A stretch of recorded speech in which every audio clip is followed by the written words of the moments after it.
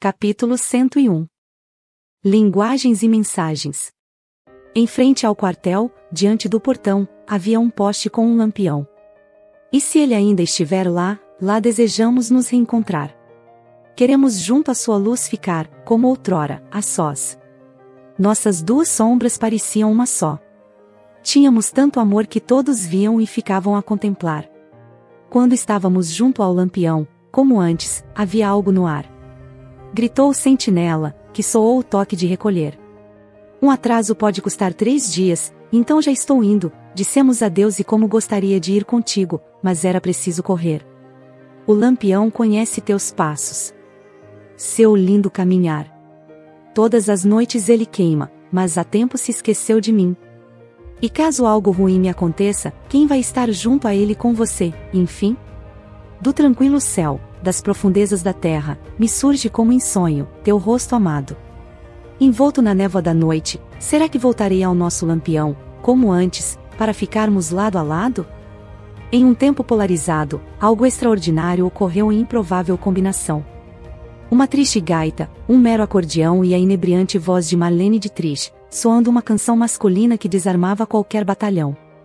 Lili Marlin. Saída do poema de um soldado alemão, feito na Primeira Batalha Mundial, era o hino extraoficial dos soldados dos dois lados, cantado e chorado por nazistas e aliados. Transcendeu barreiras ideológicas e linguísticas daquela era, num sutil e profundo grito de repulsa aos fatos daquela guerra. Há 3 anos e 7 meses, em outro domingo, Hitler sai numa foto diante da Torre Eiffel, Paris. Agora, um italiano conquista uma francesa, sem usar força, como o destino quis. Um registro foi feito para ostentar.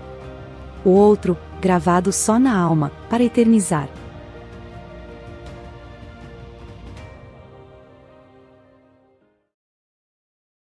Capítulo 102. Dias úteis. Melhor estar preso a um amor, que viver livre com uma saudade. Depois daquele dia, o coração dizia ser preciso dar um jeito de aproximar os dois estranhos até terem afinidade.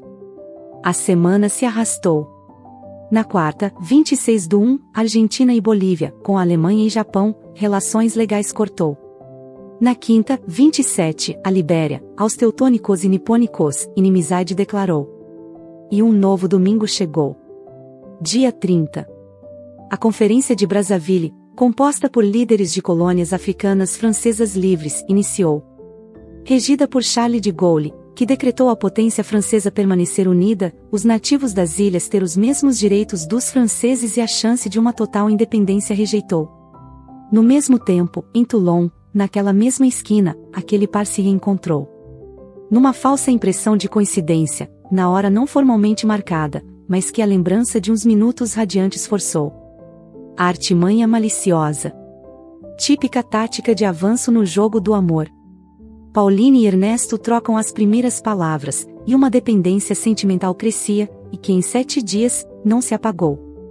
O relógio e o calendário pareciam jogar em times adversários e o dia encerrou. Em 31/1, tropas americanas invadem as Ilhas Marshall, ocupadas por japoneses. A luta parte entre as duas nações, atinge 2 anos e muitos meses.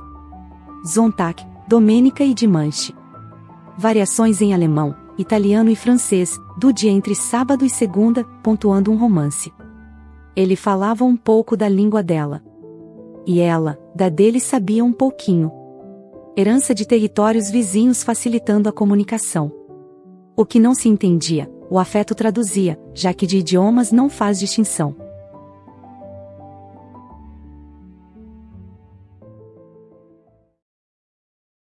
Capítulo 103. Destruições e construções. 7/2 de 1944. Forças italianas lançam em Anzio uma contraofensiva para cima do eixo. Um dia antes, Pauline e Ernesto têm outro encontro, aumentando o desejo. Os dias de luta demoram, mas os minutos juntos passam ligeiros. 15 de fevereiro. Aviões aliados bombardeiam Monte Cassino, tendo no alvo, o mosteiro. Ciência e crença. 2 grandes forças mundiais que se igualam nas diferenças. Que os encontros espaçados virem algo cotidiano. Objetivos da moça francesa e do rapaz italiano. Novos planos. No dia 17, a Batalha de Eniwetok inicia. Estados Unidos e Japão numa sangrenta peleja em campanha do Pacífico, no coração das Ilhas Marshall causando arritmia. A ideia do clandestino casal vai se realizando e eles cada vez mais se viam pelas vias. Namoro às escondidas. Muitas uniões surgiam em aparentes segregações. Segredos guardados por ruas e avenidas. Big Week à vista. Uma semana de ataques planejados por forças aéreas americanas e britânicas, iniciados no dia 19, contra a indústria aeronáutica alemã nazista. A força dos olhos de terra se funde com a vibração intensa da cor do mar. Não há mais como separar. Em contrapartida, um olhar de 1000 jardas de soldados imersos num vazio de horror é o que resta quando a Batalha de Eniwetok veio a terminar. 23 de fevereiro de 1944. De vítimas de irreversíveis traumas a testemunhas do sentir borboletas na alma, todos merecem palmas. Pela sorte ou pelo sofrimento. Não pelo que se vê fora, mas ao tentar imaginar o que levarão por dentro. No atol Marshall, a Marinha Americana crava base avançada de futura operação. E em Toulon, dias à frente, um ato falho seria o pilar de uma separação.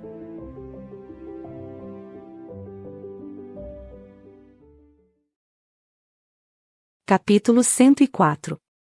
Embate à porta. Março. Dia 8. Uma quarta-feira. A campainha toca na casa da moça francesa.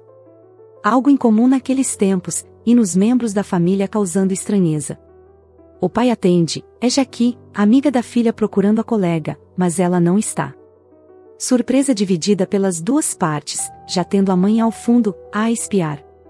Pauline foi à igreja num curso oferecido pelas freiras e depois assistir uma missa que iriam celebrar. Disse o genitor. Mas há dias ela sabia que tudo tinha sido cancelado, como nos falamos antes de ontem quando a gente se encontrou. A jovem retrucou. Naquela data, aeronaves norte-americanas bombardeavam Berlim. O lar do terror. E a milhares de quilômetros de lá, sem saber a pura verdade, aquela visitante, um novo conflito numa residência deflagrou. Falha na comunicação. Uma porta se fecha e uma desconfiança se escancara, aguardando um retorno com uma convincente explicação. Os pais se olham com indignação, e mesmo assim, alguns pontos não ficam evidentes.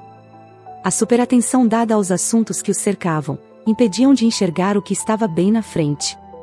Resistência, missões secretas, cuidados com o bebê recente. Entradas e saídas de casa, pouca conversa com quem lá ficava, os afastava, gerando vítimas de genitores presentes, mas afetivamente ausentes. Peças de um quebra-cabeça que, ao invés de criar pontes, construíam muros. A conta chega, o troco é duro. O tempo passa, e toda soma gera um produto. Agora já era tarde. E o que se plantara dava frutos. Se o passado sai caro, encare. Se o presente é um presente, enfrente. Pois do futuro, não dá para esquivar. Se o instante é único, e é só o que temos, arrisque, e vá.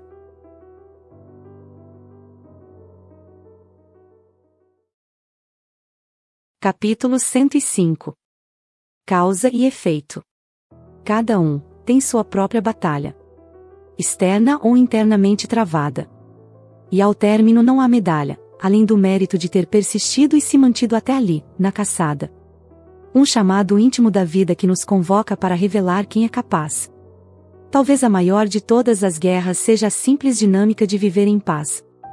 Entre os dias 8 e 18 de março de 1944, da extensa faixa do Pacífico, do Sri Lanka, Sumatra, Ilhas Marshall, até o Havaí, soldados japoneses e ingleses injetam na veia água de coco alaranjado, em guardanapos coados, na falta de soro para equilibrar os fluidos do corpo em cirurgias para poderem resistir. Proeza. Voltando a Toulon, caçadores e presas. A luta de Pauline era de uma jovem apaixonada. Às escondidas, saciando uma atração tradicionalmente rejeitada. Sendo filha de corsos, oriundos de um pedaço de terra, historicamente pela Itália dada, e quando como desprezada, jamais poderia se unir a um italiano, prisioneiro livre, de natureza já condenada. Chegando à casa, a verdade revelada. E um familiar patriotismo cego se uniu a uma inaceitável previsão de futuro, de que aquilo não daria em nada. Causa e castigo como combustível para providências serem tomadas. O núcleo da família se expunha em caminhos paralelos. Permaneciam os vínculos, mas rompiam-se os elos. A maioridade da moça em iminência. A amizade desfeita com Jaqui veio na sequência. A prioridade dos pais com a resistência causou muito mais que tornar as idas e vindas de casa frequência. Acendeu o estupim da coragem em mais alguém naquela residência. De seguir um perigoso caminho, por influência, trazendo a mais dura e infeliz das consequências.